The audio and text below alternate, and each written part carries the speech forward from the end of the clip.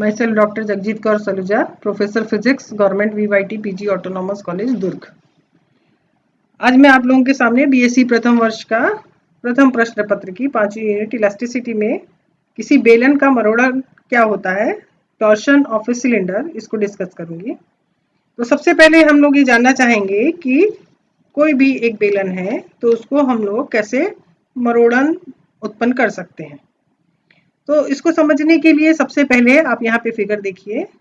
Figure A में मैंने एक बेलन लिया हुआ है जिसकी लंबाई L है और जिसकी त्रिज्या R है। L लंबाई और R त्रिज्या के बेलन को हमको मरोड़न उत्पन्न करना है। तो इसके लिए हम इसके एरो की डायरेक्शन में, ये दो एरो दिख रहे हैं आपको डायग्राम में, इसमें एक बल युग्म लगाते हैं। यह बल युग्म हमने एंटी क्लॉकवाइज डायरेक्शन में लगाया हुआ है जो कि बेलन की लंबाई के परपेंडिकुलर डायरेक्शन में कार्य कर रहा है। इस बल युग्म के कारण बेलन के प्रत्येक अनुप्रस्थ काट की त्रिज्या अलग अलग त्रिज्या होगी, सॉलिड सिलेंडर है इसीलिए, तो ये कुछ एंगल से घूम जाएगी। जैसा कि आप देख सकते हैं चित्र में, यदि आप इस पॉइंट को O माने और नीचे ये एक्सिस जो है ये B है, तो ये OB रेखा एक्सिस है इसकी। जब हमने इसमें बल युग्म लगाया है तो ये B से बदलकर B डैश तक आ गई है।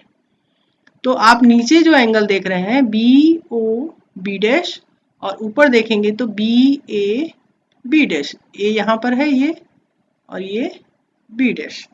तो BOB डैश जो है इसको हम एंगल ऑफ ट्विस्ट कहते हैं और BAB डैश को ये फाई एंगल है और ये BOB डैश थीटा एंगल है। BAB डैश को हम अपरूपण कोण कहते हैं। आप ये देखेंगे कि BOB डैश, जिसको एंगल ऑफ ट्विस्ट या मरोड़ी कोण भी कहते हैं, इसका मान बेलन की भिन्न भिन्न अनुप्रस्थ काटों के लिए भिन्न भिन्न होता है और बेलन के स्थिर सिरे O से अनुप्रस्थ काट की दूरी के समानुपाती होता है। बेलन के स्थिर सिरे को यदि आप देखें तो यहाँ पर मरोड़ी कोण का मान 0 होता है। यह भी स्पष्ट है कि मरोड़ी बल युग्म सिर्फ अपरूपण उत्पन्न करता है क्योंकि यह बेलन की लंबाई और त्रिज्या में कोई भी परिवर्तन नहीं करता है, सिर्फ बेलन की आकृति को बदलता है। बेलन के पदार्थ के प्रत्यास्थता गुण के कारण इस बाह्य मरोड़ी बल युग्म के आरोपित होने पर बेलन के भीतर एक आंतरिक प्रत्यानयन बल आघूर्ण भी उत्पन्न हो जाता है जो इस मरोड़ी बल युग्म का विरोध करता है। साम्यावस्था में मरोड़ी बल युग्म तथा प्रत्यानयन बल युग्म ठीक बराबर और विपरीत होते हैं। यदि हम बेलन की प्रारंभिक अवस्था में इसके तल पर अक्ष OO डैश के समानांतर एक रेखा AB ले, जो कि हमने यहाँ पर दिखाई हुई है, तो बेलन के नीचे के सिरे पर हमने पहले ही पढ़ा है कि बल युग्म जब नहीं लगा है तो ये B पर है, बल युग्म लगने के बाद ये B डैश पर हो गया है।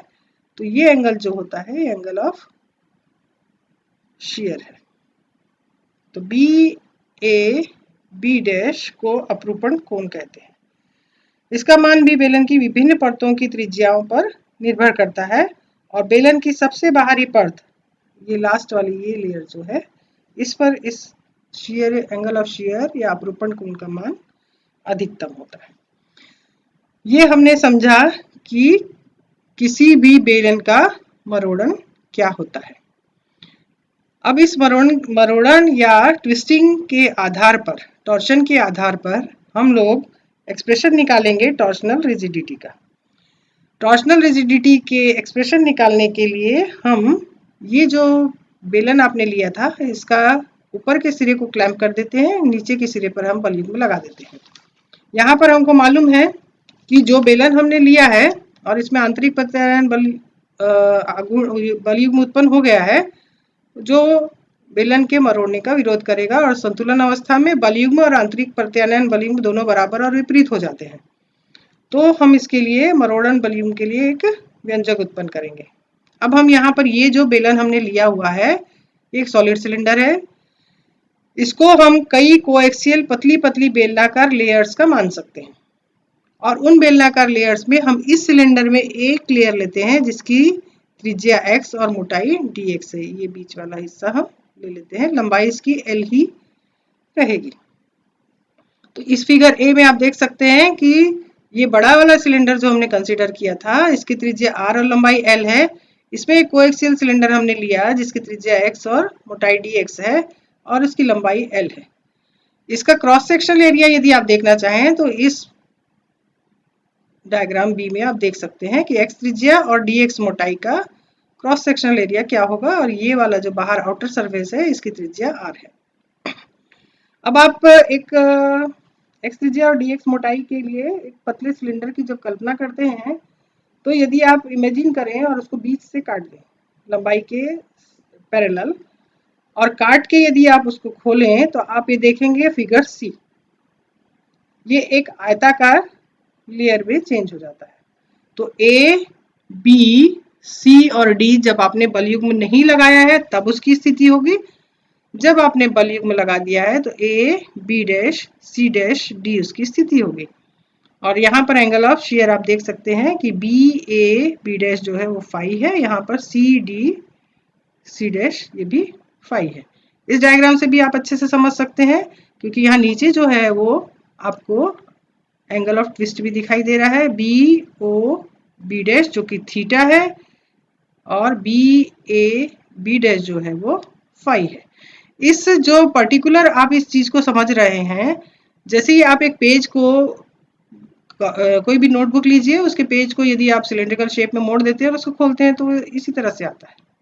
अब आप यहाँ देखिए कि हमने x त्रिज्या और dx मोटाई ली हुई थी, dx बहुत छोटा है, तो जब आप ये वाले डायग्राम से x त्रिज्या और dx मोटाई वाले जो क्रॉस सेक्शनल एरिया है ये इसकी x त्रिज्या है, तो इसकी पेरीमेट्री क्या होगी फिर, ये 2 पाई x होगी जो AD होगी।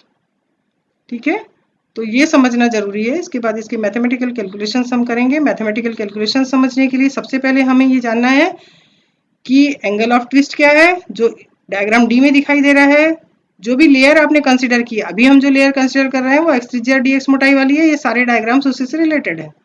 और ऐसी कई लेयर्स वाला हमारा ये पूरा सिलेंडर है। तो ये लंबाई l है, यहाँ पर भी ये a b जो है वो l है, a d जो है वो 2 पाई x है, और यहाँ पर d वाले डायग्राम में बी ओ बी डैश जो है वो एंगल ऑफ ट्विस्ट है, B A B dash angle of shear है। अब हम इसको मैथमेटिकल डेरिवेशन से समझेंगे।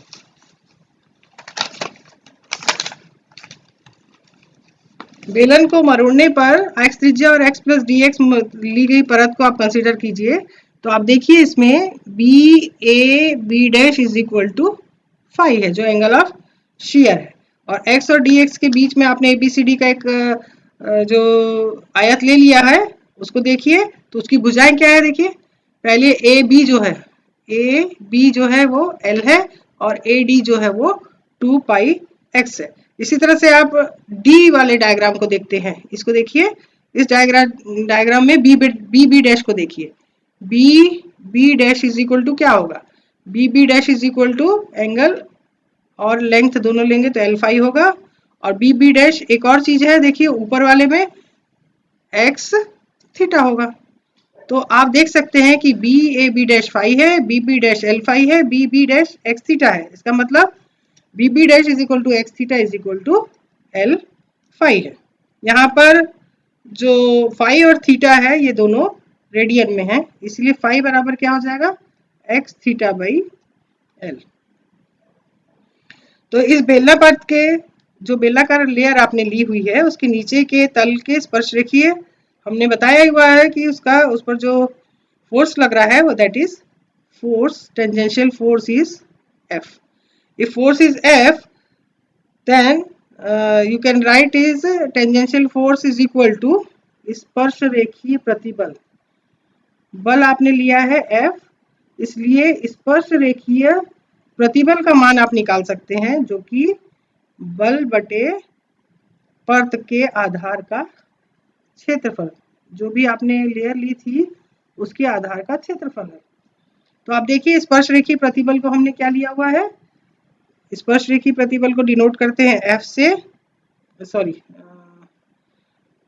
स्पर्श रेखी प्रतिबल हमको निकालना है। बल हमने लिए F से, और जो आपने लेयर ली है उसकी पेरीमेट्री है आपकी यहाँ से 2πx और उसकी मोटाई है dx, इसलिए इसका क्षेत्रफल क्या हो जाएगा 2πx dx। अब आपको मालूम है कि दृढ़ता गुणांक ईटा होता है स्पर्शीय प्रतिबल बटे अपरूपण विकृति। डेफिनेशन के आधार पर जो ईटा का मान होता है वो tangentially stress divided by sharing strain होता है।